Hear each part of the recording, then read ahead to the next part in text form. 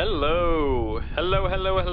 It is I, Dr. Jaws, reporting from the Virginia Marine ecoregion. And I made a mistake earlier this season, Season 2, Episode 2, Piked Dogfish, that I have to correct today. I hate mistakes. So it's kind of not a big deal, but it's kind of important to mention. I talked about in that episode called Piked Dogfish, I talked about a discrepancy between the IUCN Red List assessment on piked dogfish, Squalus acanthius, in the Northwest Atlantic, and American scientists in that region. American scientists are saying piked dogfish are abundant, and then IUCN Red List is saying they're critically endangered, right? So I made a small mistake in that I misread the IUCN Red List. I got confused. They say that the Northeast Atlantic population is critically endangered and that the Northwest Atlantic is endangered, which is better, but still bad. So, yeah, it's a small mistake, kind of, but it's still really important that I mention it, and it sets up a very good precedent. If I ever mess up and it's about a shark fact and you call me out on it, or if I ever find it, I have to report it. So, because there's a lot of people in today's world who will make mistakes and not own up to them and be stubborn and give us no progress whatsoever. So, yeah, it's the wisest to admit when you're wrong. So, I am wrong! That was a small mistake, but it's a mistake. So, just to recap, Squalus acanthius, critically endangered in the Northeast Atlantic, so that's Europe. Britain and Mediterranean, just not doing well at all. And then in our side of the pond, Northwest Atlantic, Canada and the United States, stock is endangered. Now, what's interesting is that the IUCN says it could be vulnerable, we could elevate the status a little bit if certain measures are in place. But it seems like these measures are not yet in place, so they're going to keep it at endangered. But it seems like they're kind of on the cusp a little bit. And then reading up more on the work of these scientists, American scientists on this species, what's happening is that the population was doing really, really horribly and starting to crash. And there was this kind of big push for protective measures on this species. And ever since that, it seems like, emphasis on the word seems, that there might be a sort of recovery beginning to happen. And now it looks like that, but one thing to keep in mind about this species, and this is, for any vulnerable shark, this is the truth. It's slow growing, it's slow to reproduce, and it matures very late. That's like the shark problem, basically. That really is the core, the backbone of shark problem. It's slow growth, late to mature, late to reproduce. So spiny dogfish, piked dogfish, they're part of that category. And even if it looks like they're recovering, we got to be super cautious because you got to remember the species biology, and that's kind of like the core essence of what management should be. So maybe the recovery is happening, so maybe they're looking abundant-ish, but we have to wait and see. But there it is. Globally, the species is vulnerable because there's some places in the world where they're actually doing fantastic. But unfortunately, I do not live in one of those places, so I'm going to be wary. Now, we have to talk about a very important subject. And I actually recorded this earlier, and I kind of, for some reason, was inappropriately chipper, and I didn't kind of realize the gravity of it until I was really speaking the words, and it was oh, well, yeah, this is not going well, we gotta re-record it. Specifically the subject of river sharks, Glyphis species. The genus is Glyphis. So, let me put my coffee down. It's gonna get super serious. River sharks are not really well known in my part of the world. We have this kind of thing in the United States where it's a common misconception that bull sharks, Carcharodontis lucus, are the world's only freshwater shark. And that's actually not true. And it's interesting, this misconception is a little bit, I don't want to say extensive, but it's in a lot of different places, including books, like children's books, sharks books. biology books, they'll say bull sharks are the only freshwater shark. No, they're not. River sharks, which do not live in the Atlantic, they live in the Indo-Pacific. There's about 4 different species. I think there might be actually 5, because I think some species are in contention. But specifically the ones that are on the IUCN and really given horrible assessments are Glyphis gangeticus, which is the Ganges shark, Glyphis garricki, which is the New Guinea river shark, Glyphis speartooth shark, and Glyphis siamensis, which is Irrawaddy river shark. Now, and if I mispronounce Irrawaddy, please forgive me. I think I got it right, but I don't know. Now, all of these sharks are critically endangered except for Glyphis, the speartooth shark, which is endangered. So they're all doing horribly. And this group of sharks might be the first ones to go extinct. Hopefully, we will have management in place, or we'll have a sense of awareness in time to save this group. But if any shark is going to go extinct in my lifetime, it's going to be one of these guys. I don't know if any other shark species is critically endangered. Like an entire species. Like I was talking about pike dogfish, but that's a population of pike dogfish. That's not the whole species, right? River sharks, this is the whole species. Whole species is critically endangered for most of them. Yeah, I mean, that's kind of scary to think about, isn't it? Because an extinction event, it really is oblivion, meaning that beautiful masterpiece of a shark will be gone, forever. You can never make it again. It can never go back. And let's not talk about cloning, because that's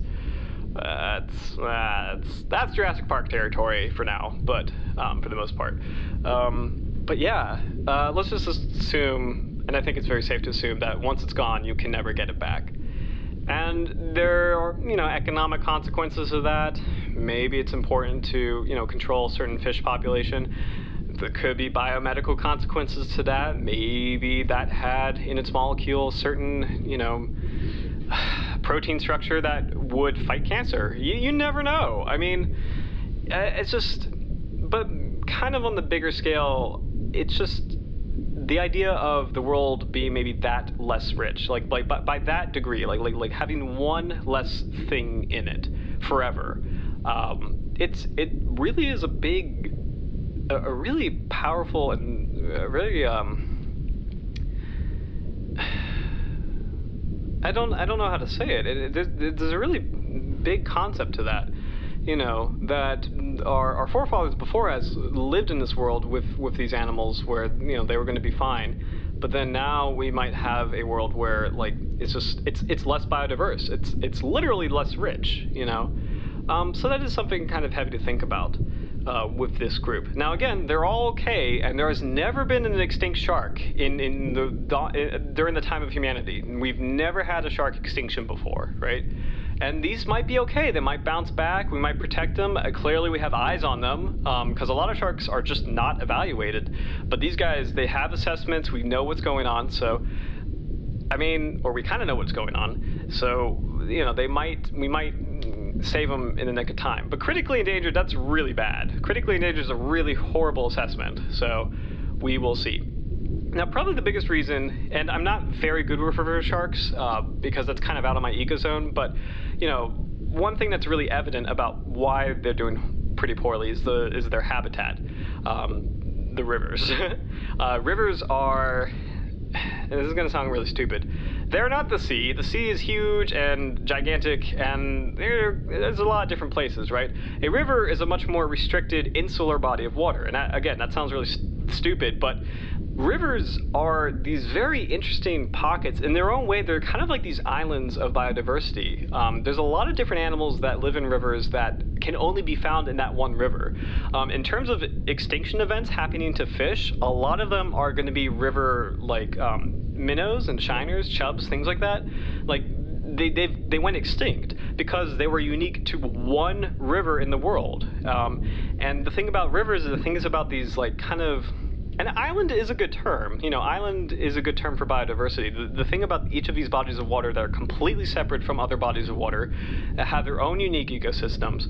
The things about these is that they are overexposed to humanity. They receive a lot more input from human impact than the ocean. And the ocean has a lot already. We have offshore fishing, we have like big commercial trawlers, we've advanced in that way. And of course, like we have coastal development, we do pollute the coast and stuff like that. But then, remember that's like one piece of the ocean, and then you got this huge open area with no human influence because there's no human. I mean, you have ocean liners coming through and everything, but like, gosh, the ocean is gigantic, right? But in rivers, you've got constant, stable populations of people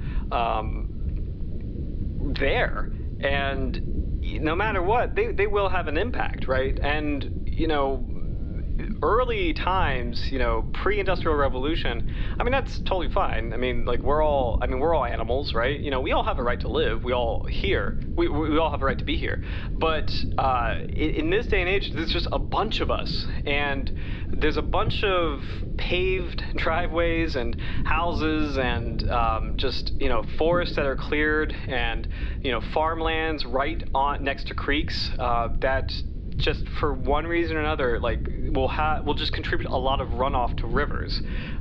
So it could be fertilizers running off from a farm. It could be cow stuff running off from a farm. That's actually a big problem. It's really disgusting. It could be just water rolling off asphalt because it doesn't absorb into the ground. Asphalt is an impermeable surface. Just carrying all this gunk and all this pollution and concentrating it in a river system, right? So because of that, and also because like if you live by a river, what are you going to do in a river? You're gonna fish, right? That's like fun. That's your recreational activity. Because there's a much larger proportion of people fishing in rivers than I would argue the coast, and there's a lot of coastal fishermen too. But like, proportionally, I mean, like the coast, it's like half of it is next to the land where there's fishermen, and half of it is next to the open sea where there's nobody, right? But in the rivers, I mean, it's just you're surrounded by people, you're surrounded by fishermen, you're surrounded by nutrient loading and input. And to make it even crazier, sometimes rivers are broken up, like they are dammed for reservoirs or for and this is interesting, hydrology, hydropower, that's what it is. Like hydropower is a type of green energy, but it's interesting that it has a negative impact, right? When I was a kid in the 90s, we learned that hydropower was an excellent source of green energy. It was like this cool thing. Captain Planet, I think, had dams and hydropower. Like, oh man, this is clean energy. But what happens with dams is that they interrupt the migrations of fish like herring, or just interrupt the habitat use of anybody in that river system, and you break it up and concentrate it, and maybe you restrict resources. So this happens with bull sharks a lot, specifically Australia. Australia has a lot of dam issues where bull sharks, they can't get up to the upper reaches to find the prey that they want. Like they'll be concentrated in lower reaches, and they'll have a bigger impact on the lower reaches because they just literally cannot go up dams, right? So for all these reasons, for all of these impacts, it is not surprising that river sharks, which are kind of restricted to those systems, are in danger. I am not surprised by that, or critically endangered. I am really not surprised by how grave the assessment is.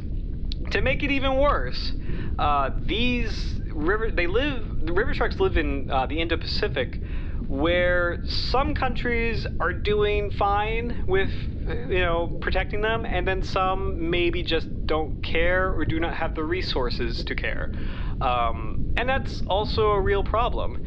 What's interesting is that, and I kind of reflect this in my own culture, is that the United States, even though there's a lot of popular talk thrown around about like how we have to be greener and stuff and blah blah blah, which is true, I would say, we are a conservation leader. It seems kind of ironic, but the United States, we have really, and I might have said this in another episode, but like, you can't really take us for granted too much, because we've done a lot of things that a lot of other countries literally cannot do, or just maybe have not done.